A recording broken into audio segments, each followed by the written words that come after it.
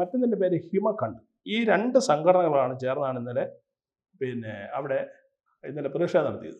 അതിൽ ഈ പറഞ്ഞ ഈ 2 പേര് നമ്മൾ നേരത്തെ സൂചിപ്പിച്ച 2 മലയാളി പിള്ളേരും ഇതിലെ മുൻനിരയിലുണ്ടായിരുന്നു എന്നുള്ളതാണ്.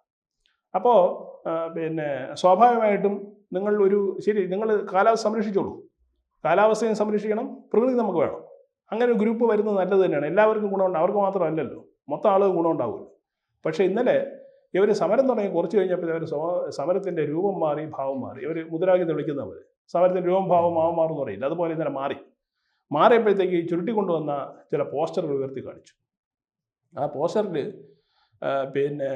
ഉള്ള ചിത്രം എന്ന് പറയുന്നത് ഹിത്മയുടെ ചിത്രമാണ്. ഹിത്മ എന്ന് പറയുന്നത് കഴിഞ്ഞ ആഴ്ച നമ്മുടെ സുരക്ഷാസേന വെടിവെച്ച് കൊന്ന 1 കോടി രൂപ തലയ്ക്ക് വിലയിട്ടിരുന്ന ഏറ്റവും വലിയ നക്സൽ ആയിരുന്നു ഈ ഹിത്മ. അപ്പോൾ പുള്ളി 100 കണക്കിന് നമ്മുടെ ജവാന്മാർ, അതായത് പാരാമിലിറ്ററിയിലെ ജവാന്മാരെയും അതുപോലെ തന്നെ എണ്ണമറ്റ തരത്തിലുള്ള ഗ്രാമവാസികളെയും ഗോത്രഭാഗക്കാരെയും ഇയാൾ വെടിവെച്ച് കൊന്നിട്ടുണ്ട് അതിക്രൂരമായി. കൂടുതൽ വാർത്തകളും വിശേഷങ്ങളും നിങ്ങളിലേക്ക് എത്താൻ ABC മലയാളം സബ്സ്ക്രൈബ് ചെയ്യുക, ബെൽ ബട്ടണും അമർത്തുക.